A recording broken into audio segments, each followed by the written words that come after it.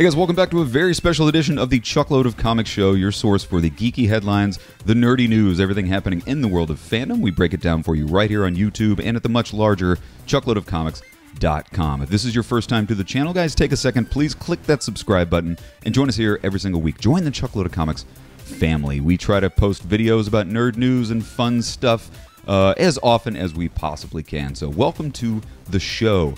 Last week, we were at the final Wizard World convention ever. That sounds very strange to say out loud, but sad but true, Wizard World is no more. We were at the final Wizard World in Chicago. We spent the entire weekend on stage, on the creative stage, doing celebrity interviews, cosplay demos. Some of Chicago's best podcasters came out. We had an absolute blast at Wizard World. If you were there, sound off in the comment section. Let us know if you saw any of our celebrity interviews. So that's what we're going to do this week. We're going to kind of share with you some of these celebrity interviews that we did. So I hope you guys enjoy it. If you didn't have a chance to make it out to Wizard World, here you go. We're going to show it to you live right here on YouTube. Our first interview of the week is with Superman himself, Mr. Dean Cain. He was such a nice guy to talk to. He was absolutely great. The entire audience loved it. There was laughter. There was tears. There was massive crowds. So here it is, guys. I hope you enjoy our interview with Mr. Dean Cain. So you got a busy table over there, huh? Yeah, it's wonderful. I got a whole bunch of folks over there and a couple folks here, so I'm happy as can be. And a lot that I recognize. Yeah, it's nice. I wanted to ask you, man, first of all, welcome back to Chicago. Thank you. Welcome back to Wizard World. What's it like re-entering the fan space after, well, you know, that little vacation that we all took? Yeah, well, I didn't get a vacation. I took a vacation from this. I've been working my tail off, so it's been actually a really busy time for me, but really great. And I know that that's not fair for everybody, but that's the truth with what my life has been, and I've been very blessed and very fortunate. I love your shirt, by the way. Thank you. $6. $6 tees. Big shout out. Well, because it's Princess Leia and she's a skeleton, and it's too just soon, cool. I think. Yeah, it's too soon. But it's a great. Oh, see, no. You can hear that. All right, don't have time to change. But no, so I had a really busy year, but this is really fun to be out here with people again and see some smiling faces when they take off their masks and faces I recognize, and it's just nice. Speaking of nice, you guys may not know this. If you've never met Mr. Dean Cain, can I call you Dean Cain? Yes, sir. That's my name. When we first met, probably about 2 years ago at the last Wizard World, a mutual friend of ours, Mr. Kurt Lehner, brought me over. He's like, "Have you met Dean? He's the nicest guy on the planet." And I just want to say, this gentleman to my left is the nicest guy I'll take it. you're ever gonna meet. So if you get a chance, head on over to his table, get an autograph, get a photo. He's just you're such a delight. Well, I'm a happy guy, so and I'm happy to see people and talk to him. And I was just talking to my buddy Joe Ray, if he's even out there. That guy's got stories for days. He was telling me long stories about all kinds of stuff he does. But you know, I'm happy to see people, and I'm a happy person. So it's easy to be nice. Well, we definitely want to talk about Superman a little bit, guys. We are going to save some time at the Q&A audience at the end. We've got a microphone right over here, so if you've got a question, you can just step right up and ask the question. But before we get into the Superman stuff, man, you're an onion of layers and of stories. I mean, I was reading online one time, you played high school baseball with Charlie Sheen. You attended Princeton University, football star, where you dated Brooke Shields, if I'm not mistaken. You're not mistaken. Let's talk a little bit about sort of pre-Superman life of Mr. Dean Cain. I know you were signed to the Buffalo Bills. I mean, lots of stories. Go Bills. Go Bills. I mean, I don't think the Bears are going anywhere this year, so I'm just going to say go Bills for now. I love Justin Fields. He's going to get there. Trust me. Josh Allen. That's my man, Josh Allen. All right. So, well, I mean, tell us a little bit about your playing days. My playing days in Buffalo, I could tell you in one sentence. Very short. Was injured. It's just like any other college athlete. You hope for the opportunity to get to the NFL. I mean, to make it to the NFL, just to get there, the numbers are just, it's minuscule. So anybody who gets to a camp, bless them. They've hit the pinnacle.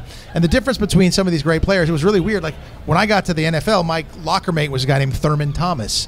Anybody knows football knows this guy. You know, he had hurt his knee his senior year in football at Oklahoma State, and he came in to Buffalo as a second-round draft choice, and then he became a Hall of Famer. The kid behind him at Oklahoma State was another guy named Barry Sanders, who got no playing time until Thurman was up in the NFL or got hurt. So it's kind of crazy the level these guys are, and you know, so if you get to a camp, if you get a look, it's the pinnacle. And I wish I hadn't gotten injured. Yeah. But I got injured early and had to find something else to do. And I'll tell you this story. I was back to Buffalo after I was playing Superman, and I got to be the honorary captain against the Miami Dolphins last game of the season. Big deal. Whoever won that our division championship. And I'm out there with Dan Marino, and we're flipping coins, and Bruce Smith and Andre Reed, of course, all Hall of Famers. And Andre Reed caught a little short pass, tried to turn it up, got blasted on the sideline. It hurt. I was standing right there. He got up, he stood up next to me. He was just kind of going, and he just turns to me and goes, "Hey, man, how do you get into that acting thing anyway?" I was like, "Yeah." You know what? I think we brought a clip from your playing days. If you don't mind, Shauna, did we bring a clip? Let's roll the clip. I can't see it.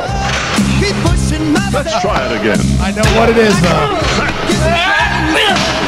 Look at the go. Let's do it.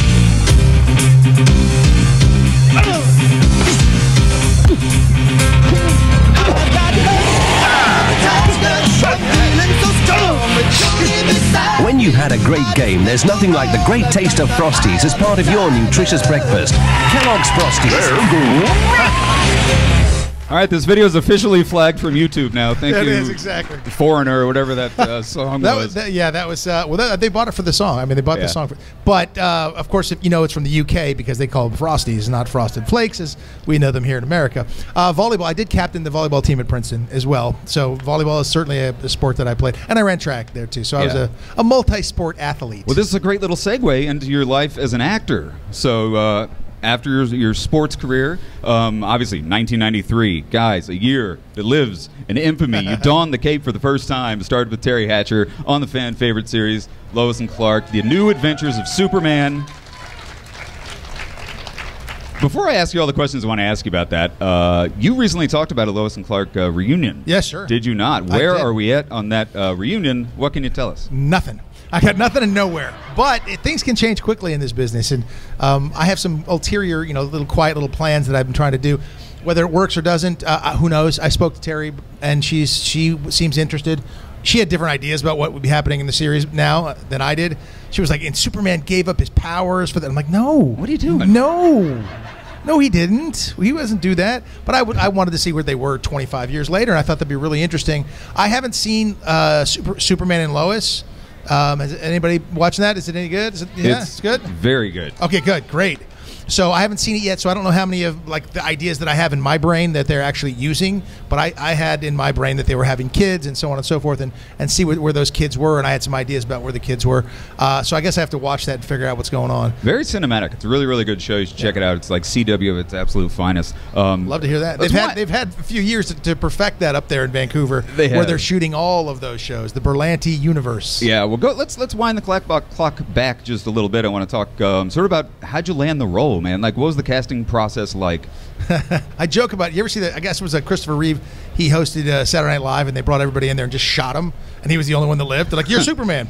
I heard something like that. I didn't see what it was, but for us, it was just a long, arduous process. They were seeing everybody. I remember hearing about it and going, "They're going to do Superman like live action." This is a time where they hadn't done any on television, and so I went in and read the script and thought, "Hey, this is pretty interesting. This is good." And then we started the audition process, and I'd be in there with 15 other guys at the very beginning, and I'm like, "I know that dude. I know that dude. I know that dude." I'm like, "What am I even doing here? These guys are all known actors." And then I kept coming back, and I'd be like, "I know that dude, and that's a different dude, and I think that guy's great, and that guy's not so good." But you never know. None of them were volleyball players. None of them were. They were looking for. Some of them probably were, but it ended up being at the very end. I mean, there was so many auditions. Ended up being two of us that went to network. It was myself and Kevin Sorbo. And really? Kevin, I had known Kevin for a long time, and we were, Hercules. Hercules. He wasn't Hercules yet, and he's blonde hair. So I was like, blonde hair, Superman. I got this, right? Because haven't seen that. And then we went to the audition, and they asked me to do an extra scene and things. So I was like, uh-oh, maybe I don't have this. And I actually heard part of Kevin's audition. I didn't want to, but I heard it through the door, and I was like, oh, he's doing it completely differently. I was like, okay, that's good. And fortunately, they just decided at the end that I was the guy, and so I got the nod, and I was really happy to hear that. And here we are, 30 years later, or whatever it is. Big round of applause. What was the pairing like with you and Terry? I mean, what was life like on the scene, off the scene? Did you have to do some screen tests together to see if it was going to work out? So I was cast on a Thursday, and I had a skiing trip planned for that weekend, and I took it. And they made me come back from my skiing trip. My buddy who was reading Lois Lane with me all the time, I was like, dude, if I get this, we're going skiing. And, he's like, yeah, because I'm sick of playing Lois. And I was like, I get it.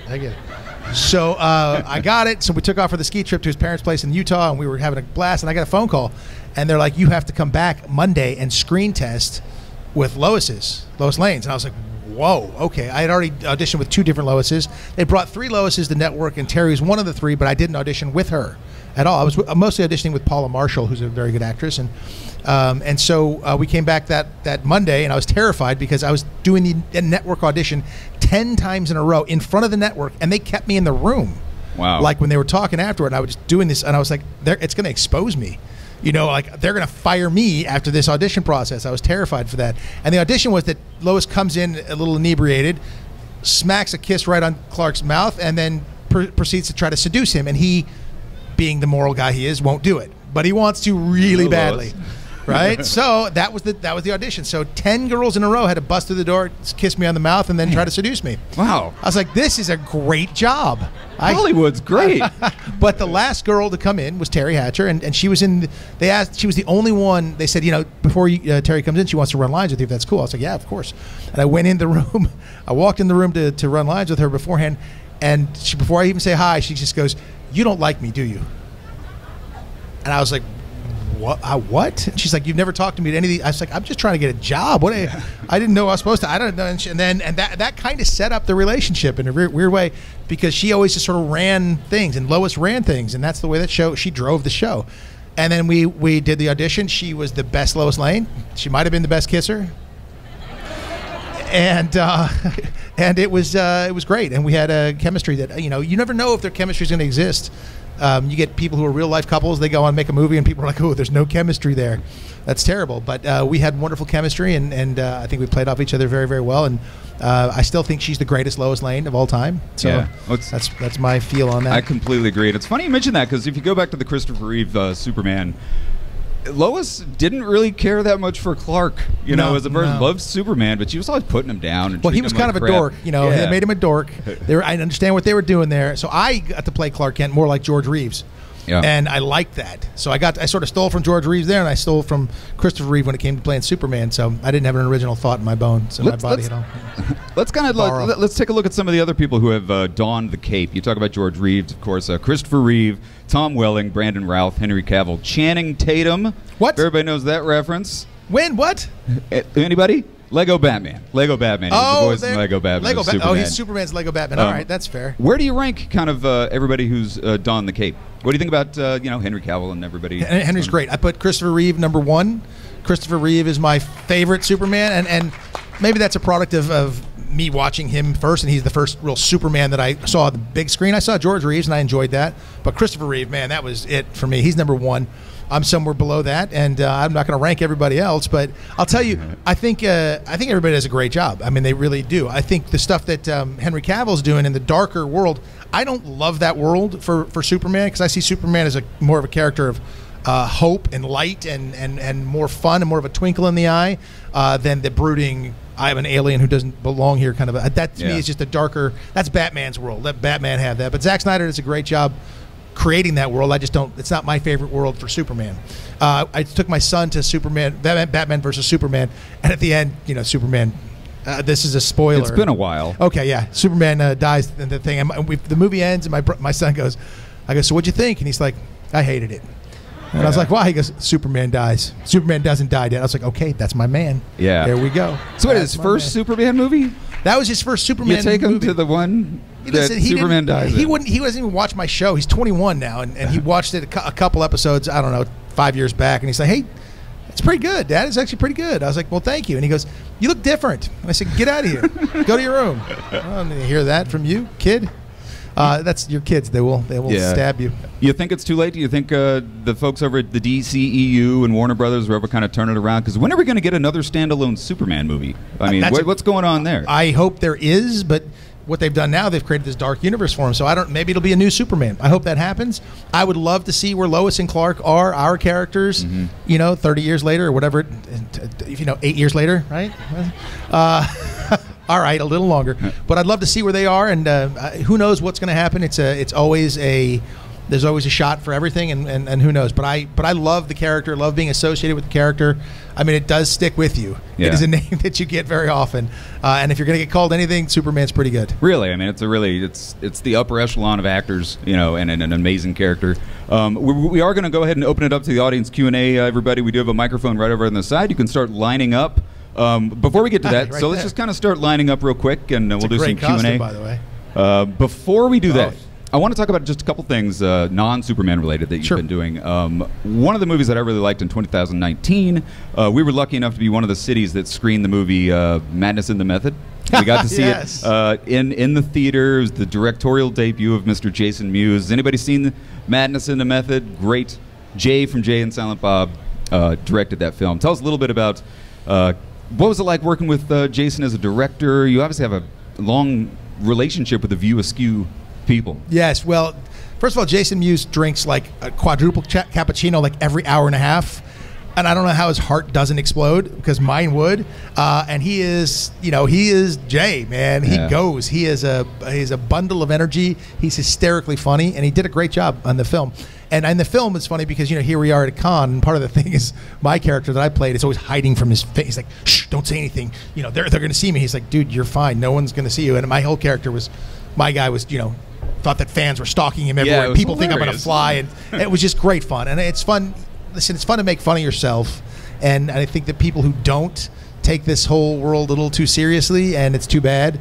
So I have a good time making fun of myself, and enjoyed that in Madness in the Method. Great, yeah. Well, check it out, guys. I know you can stream it. It's it's available for. It's just so funny because you play yourself, but it's not really yourself. It's a totally different, like, parody of yourself. It's exactly, which is great fun to do. So we're gonna do an audience Q&A, but real quick, your new project, Not for Sale. Anything you'd like to talk about that? Sure. Well, if people don't know, I'm actually a reserve police officer in Pocatello, Idaho, and a sheriff's deputy in Frederick County, Virginia. So I do that for real, and I do it to honor our men and women in blue and the work that they do. I think our law enforcement and first responders are amazing people. I often say, God bless. Yeah, our military. I mean, these are unbelievable people who put their lives on the line every day. I work with a foundation called Crimes Against Children Foundation, and what we do is we try and stop internet predators and things from getting to your children, and we take down some people who do these things and try to stop human trafficking and a lot of these things that go on. Not for Sale is a film which deals with that subject. It's a smaller film. It's a little tiny film, but I do it for nothing, because I'm there trying to make an impact and try to open some people's eyes to what's going on. And it's shocking how much of this stuff exists right here in Chicago. It's everywhere. Yeah. It's all over the United States and everywhere, and it's just it blows you away with what's going on. So I do that to try to bring awareness to that. That's great. Did I tell you this guy was a nice guy? It's true. So everybody over at the Q&A, we're going to go ahead and start doing that. I ask that you do keep your mask on, just because everybody's using the same microphone. So. Okay, gotcha. Hi. Hi. My name is Charlotte. I'm from Arkansas. It sounds like it, Charlotte. I'm just going to say, I'm going to throw it out there. And like you, I grew up watching Christopher Reeve as Superman, and him, and then Henry Cavill, is that how you say it? I think so. so. I love those movies, but I had never watched your series until recently, when we got HBO Max, and I was able to watch it. And back in the 90s when it was made, my daughter was born, and all we watched was Barney and Blue's Clues and stuff, because I was working full time and I didn't watch anything. So I'm really glad that I got to watch it, because I absolutely love it. I feel like I learned who Clark Kent really was. There we go. And Lois. But I had a couple of questions that came about, because like I said, just been watching it recently, and I noticed how many iconic guest stars were on. I mean, my word, I was like, oh my. That's what I said every time they showed up on set. I'm like, really? One question I have for you is, who was your favorite guest star? And wondered about that. It's hard to say favorite, because I really enjoyed so many different people there. They were just great. But I mean, when you get a Tony Curtis coming on, I was like, wow. I called my dad one day and I was like, hey, Dad, guess what I got to do today? He's like, I don't know, fly, whatever. I go, no, I just kissed Raquel Welch. He was like, are you kidding me? So, I mean, that kind of stuff is just amazing. So, and I would shut my mouth and listen to the stories they would tell, and just sort of revel in the coolness of being on screen with these legends. So I really enjoyed that. And we had some great people. Lane Davies was so good as Tempest. He was funny. We had the H.G. Wells. I forgot the actor's name. Darn it. He was fantastic. They're just great. I have no favorite. Maybe I'll say my mom because she was in a couple episodes and she would get me if I didn't say that. Really? She was in a couple, yeah. Okay. But yeah, there were just some legends. And then I noticed when I was watching credits that you had a couple of that you actually wrote. Yes. And I thought that was so cool, especially I loved the Atomic Space Rats. And Sherman Hemsley was on the Jefferson couple. Amazing. Just awesome. That was great. How was it acting in something that you wrote? It's actually really, it was very comfortable for me. I started as a writer. I was a writer before I was an actor. Oh, cool. So I've been writing forever. I just wrote this and directed this movie, Little Angels, that's going to come out in 2022, which is really exciting and fun. So I wrote it, produced it, directed, starred in it, and everything. So that's great fun. That's gonna be a lot of fun. But it was fun. It was simple. I'd been writing for my dad for years, so I'd seen my words and the things that I did up on screen plenty. And when you're sitting on set all day, every day, and you have time between, I was like, I want to do more. So I started writing episodes, and I would submit ideas to them, and they would reject them or whatever it was. And it was great fun for me, a great learning experience, and it was just wonderful to get. So I ended up writing 2 of the episodes there. Yeah, well, they were so good. Thank you. Thanks, Charlotte.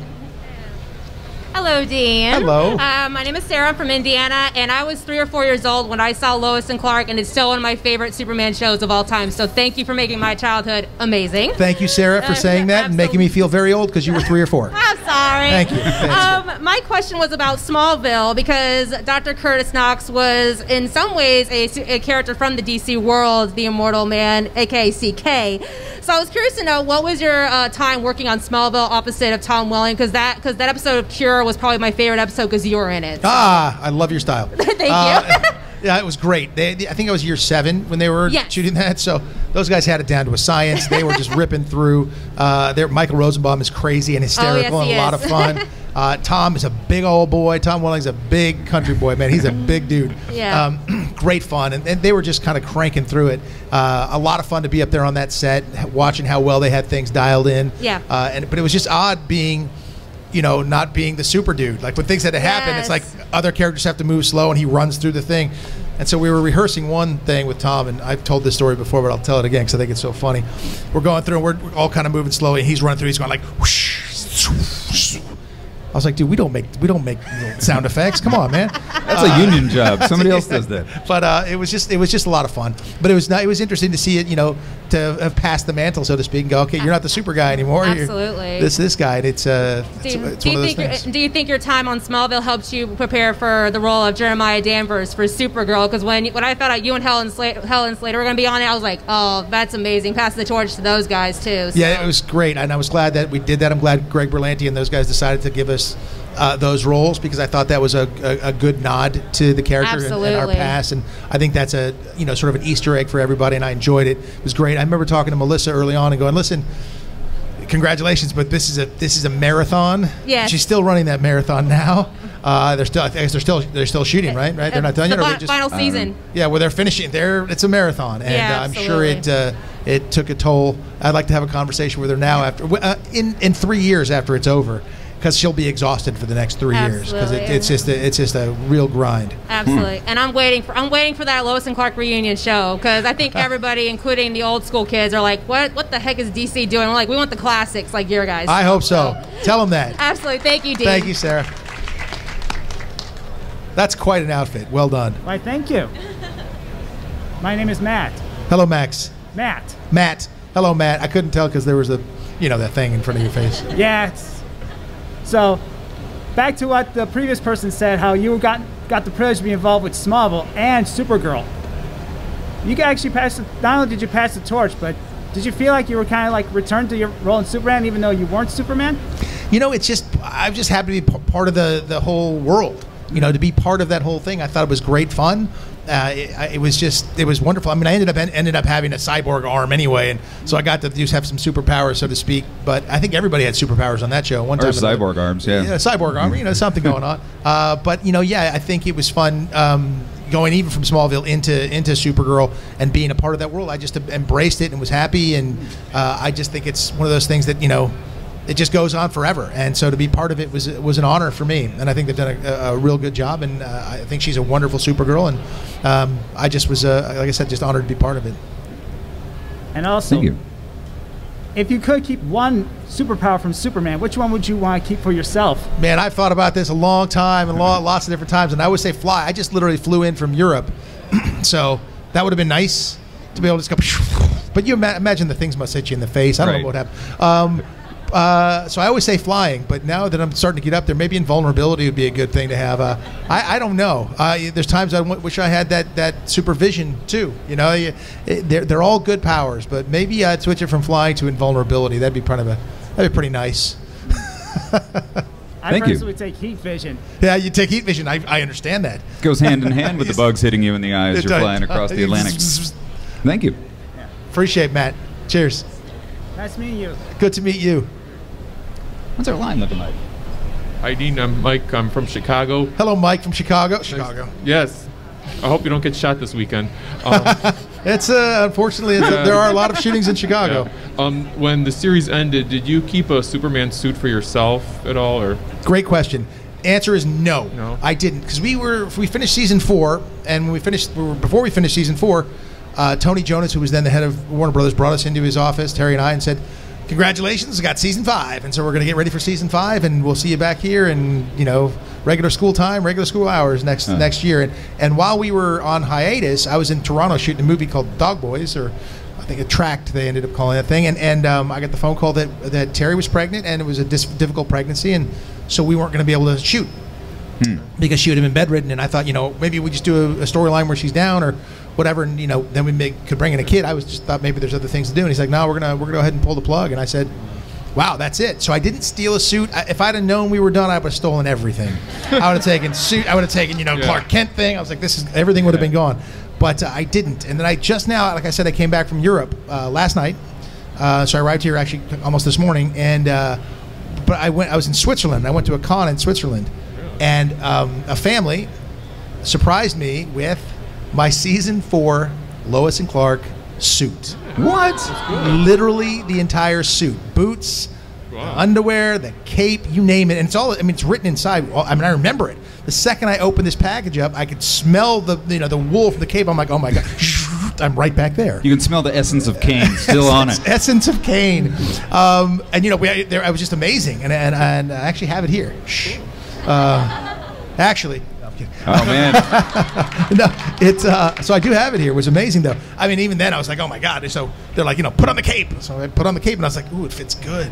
Oh, still fits? It feels right. Well, the cape, yeah, of course. The whole thing fits. But it was amazing. So I have a suit finally, which is pretty incredible that they went and did that. So I never took a suit, but now I have one thanks to the absolute just generosity of a wonderful family and big fans of Lois and Clark. So I was stunned. What a timely audience Q&A question. I tell you, well done. My God, how'd you do that? Are you envious of the new Supermen who don't have to wear the red underwear? Not only that, they also have everything built into the suit. Everything. Am I envious? Nah. It's their time to do their thing, and good for them. Hey. So I just let that go. Yes, sir. Hey, Dean. My name is Chris from Seattle. Hello, Chris from Seattle. A long way from home. I know. Bless you. I know. Thank you. God bless you, too, for flying all the way back here. Happy to be here. It's almost the same distance you and I came. Right. Now, I got 2 questions into one. Okay. Question 1 is, did they ever call you for the crossover and stuff? And would you ever, if they called you in for the Flash, or if they ever did another crossover, would you be willing to do it?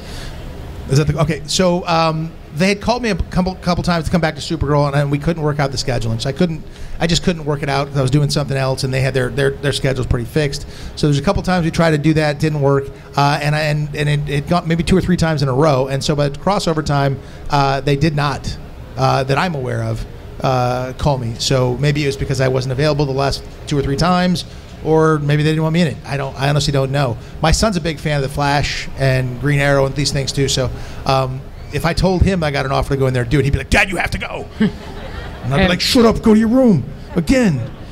Of course, he's 21 now. He'd be like, "You go to your room." Right. And he's a jiu-jitsu fighter, so he'd be like, "All right, I'll go to my room." I'm going. And my next question is like, I like one movie that you're in. You star as a murderer, and I forgot what it's called, but you're going around murdering people and stuff like that. That could be one of so many, Chris. I know. Murdering people and stuff like that. Murdering people. Shoot, I don't know which one that was. I mean, I know. I've killed a lot of people in movies. I know. But Movies. what would you say to inspiring actors or upcoming actors that are trying to get out there and be in movies and roles and stuff like as yourself has been successful with? Well, the piece of advice my dad gave me when I was going to be an actor, I said he's going to do it. He said, don't do it. And that makes it's great sense, because if you could do anything else, go ahead and do it. It's a tough business to be in.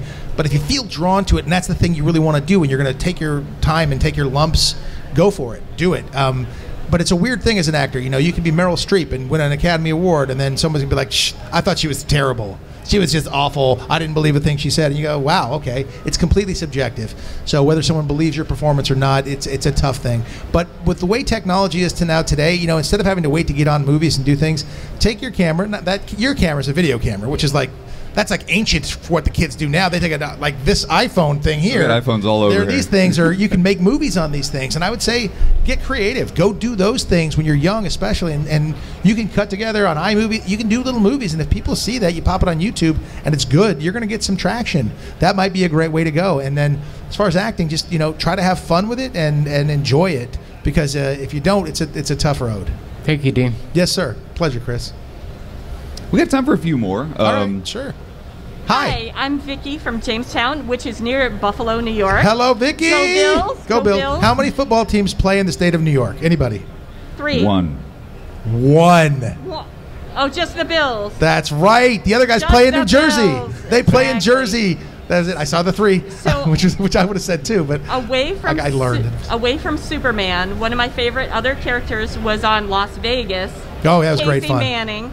Who was your favorite actor or actress to play with? Oh my gosh. Well, I loved sitting there with James Caan, because he's James Yes. Caan.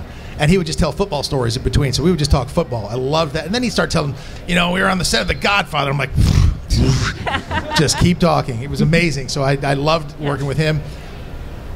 Josh Duhamel and James Leisure. I played basketball with those guys all the time. They were great friends and great buddies. Actually, when I was shooting in Las Vegas, I played a game against Josh that weekend beforehand.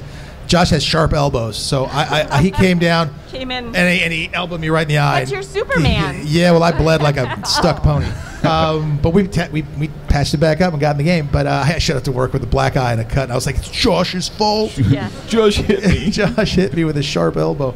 And those guys were great. The women were wonderful. Vanessa Marcel was great. There was just a great bunch of people. It was a lovely cast. I lovely loved that show, and I was so sad when it was canceled. I left the show and went and did a pilot with the show's creator, Gary Scott Thompson, a police officer show, and otherwise I would have stayed on as Casey. Yeah. But to take a new show, it was a lot of fun, and it was an ensemble cast with great actors, and I took a shot at it, and it didn't work, and then one more year Well, of you did that good. went down. Thank you. Loved you on that. It was great fun. Thank you.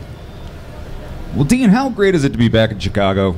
I mean, back at Wizard World, back at the Donald E. Stevens Convention Center. It's good. It's like you're home away from home. Doesn't he have listen to his voice, doesn't it? Right? Like I'm talking, and it's like, hello, I don't know. We're back in Chicago. It's good. I guess that's why okay. It's great to be here. It's lovely. I mean, I'm happy to be back in the States. First of all, I love America, and I'm happy to be here. I've had a home in Spain for 20 years, so I'm over there quite a bit. That's where my son's mother was born and raised. So I've been going over to Europe and all over the world, traveling everywhere, but I'm always super happy when I get back in the States. I'm very happy to be here in Chicago. I wish I could go see a football game before it gets too cold. And they're going to do all right. Don't worry about You're not the missing Bears. much. They're going to be all right. I'm telling you, it's going to click. It's going to click, and Justin Fields will start taking them up a couple notches. That's just my personal opinion. That's why I took him in my fantasy league, okay? I believe. What's that? I hope so, Lynn. It's total sports talk with Dean Cain. Well, I'm a sports guy. I love sports, and I'm watching them all. How about them Dodgers? See if anybody's watching any baseball. Dodgers, they clinched it last night. It's true. Did they? What did they clinch? They clinched, what are we talking about? The National League. Oh, okay. They're gonna play for the NLCS. Whatever. It's exciting. I'm sure for that's me. a thing. I'm just glad. It's a Los Angeles team, but I'm just I love sports. So anything sports related, I pay attention to. Mostly football, though. Well, Dean, thanks so much for taking your time. I got to tell you guys again, head on over to the table. This is the nicest guy on the planet. He's the nicest guy in the con. Head on over, get an autograph, hang out, hear some more interesting stories. Dean, thanks for taking your time. Welcome back to Chicago. Welcome back to Wizard World. Happy to be here. All right, guys, we're going to be back with more podcasts. All kinds of fun stuff. We got Lou Ferrigno up here at 7 o'clock and rounding out the day is the Chump Lou Cat. is in my movie Little Angels, by the way. Is he? He is. He does a great job. He's hysterically funny in it. I won't give anything away more than that, but he's really good at it. Awesome. Well, we'll ask him about it here. Right here on the stage at 7 o'clock. Yes. Thanks, Cheers. everybody. Thanks, everybody.